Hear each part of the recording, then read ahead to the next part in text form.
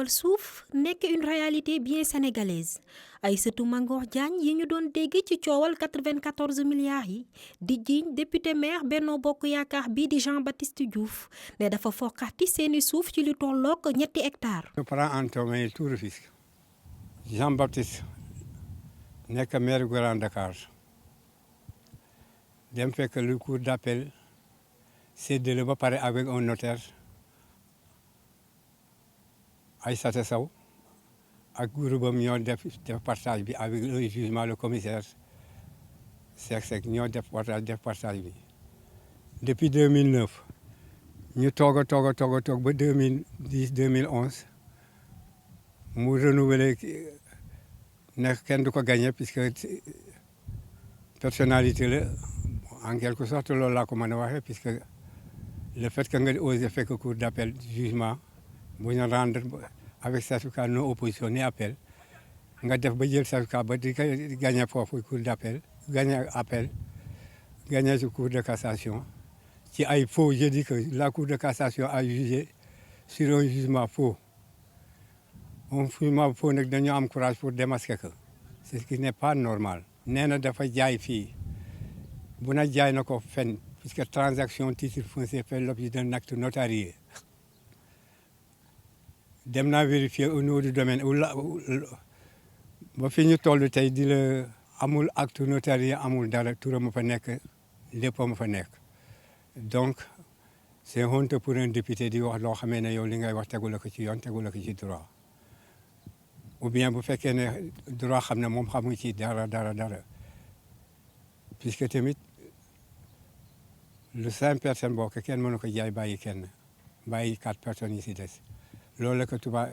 daaneele moom nag mun a am na acte notariété bi nga xamee ne maama moo koy jënd sa maam bu jëndee loo xamee ne baaxul kay yow dem nga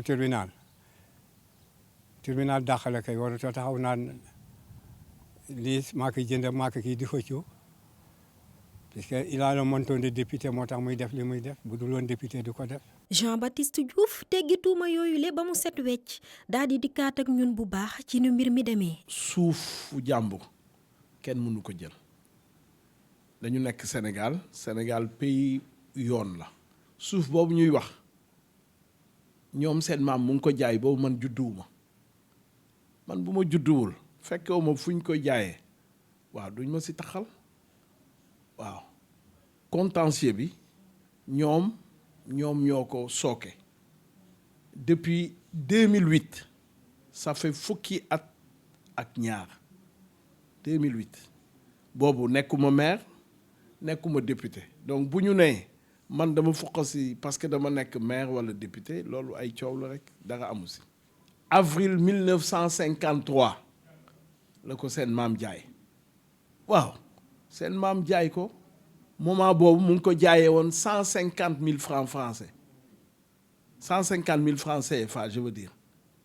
avril 53 xam nga du tey te xaalis boobu nu mu toll woon waxtu boobu bokkul ak xaalis bi voilà ñoom ñu jël xaalis bi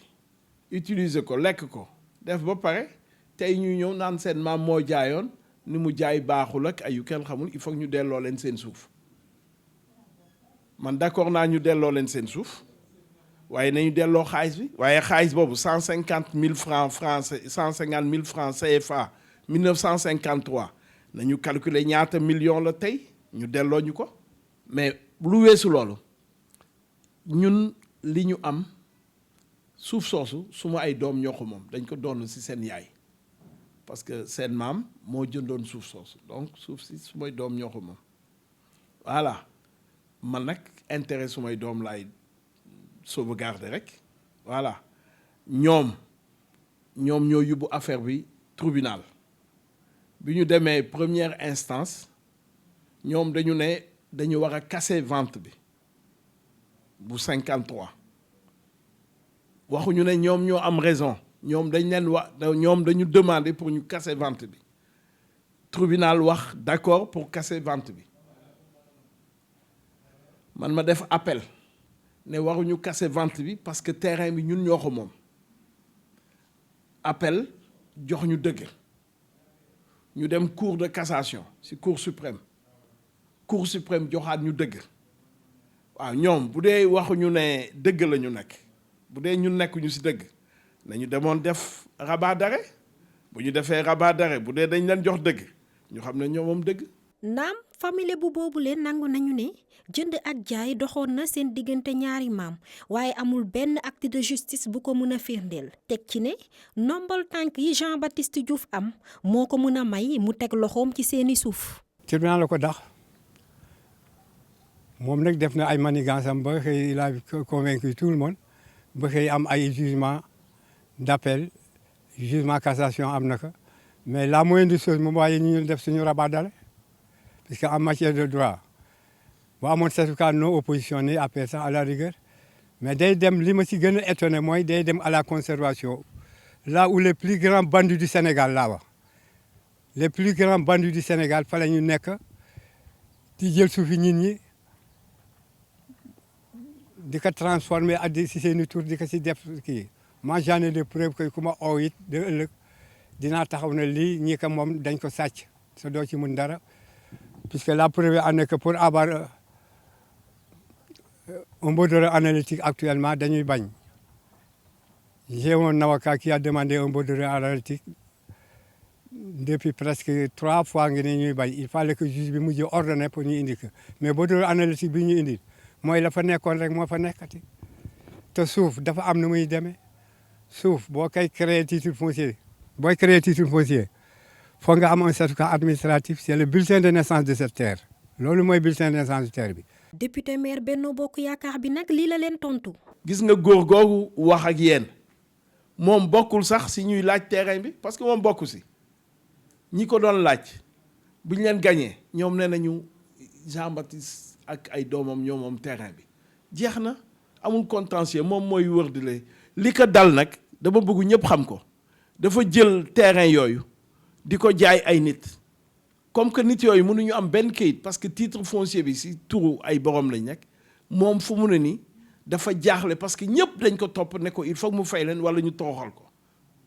loolu mooy problème bi waaye dina fay de xaalisu jàmbur boo lekk da nga koy fay moom loolu la ñu jotee. bi may jot terrain bi boobu nee naa la nekkuma maire bi ñuy dem tribunal boobu man nekkuma maire nekkuma député donc kenn warul wax ne parce que damay influencer lii ak lii bi jugement bi di am ak appel bi muy am ah boobu je pense que coalition bi amul woon donc bu ñu si dugal yëfu politique yooyu daal jaxase lii yëfu civil la ku nekk dafa amee yëfam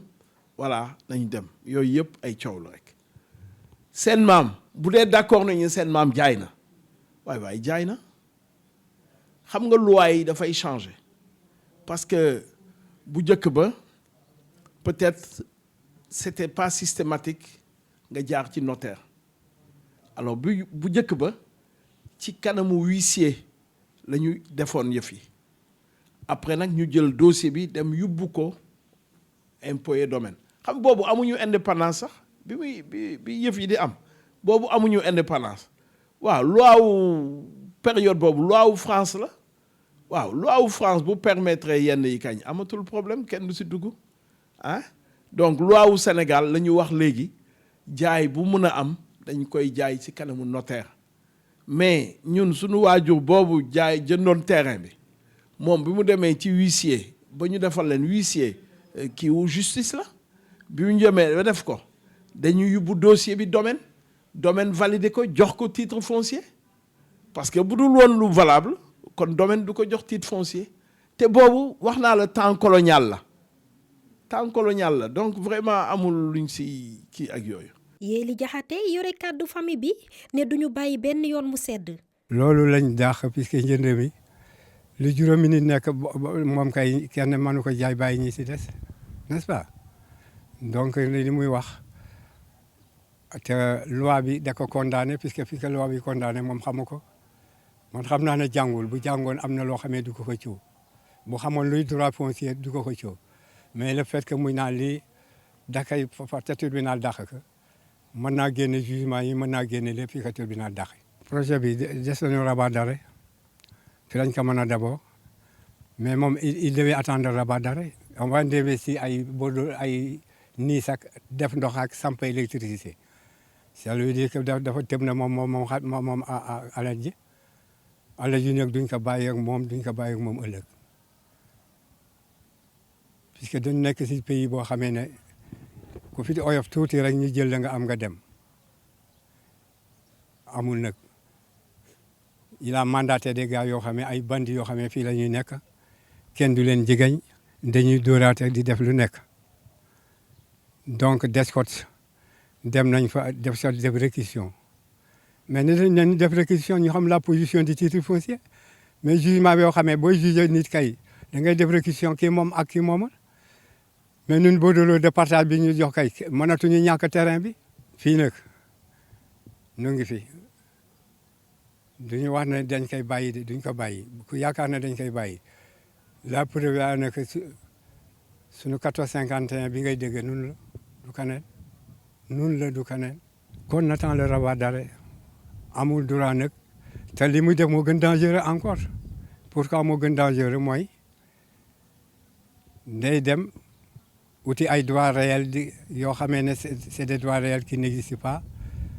te droits réels yëpp dañ si station ay prénotation c'est-à-dire le titre est un contentieux mais droits réels yi muy ut yu bees la yoo xamee ne da koy def ba pare day ut droits réels yi ba pare di si abuser di dem DSCOS bu leen ko joxee charge amu si ñooñu ñëw bu leen def fii dans ce truc daal y a tellement de corruption qu'on peut déceler quand même puisque tamit nañu def attention puisque nit amul lu dul justice am ñun suñu justice la ñu am bu justice bi joxul rek lépp day yàq fii ku fi mas a nekk rek di nga fi mas a jóge yi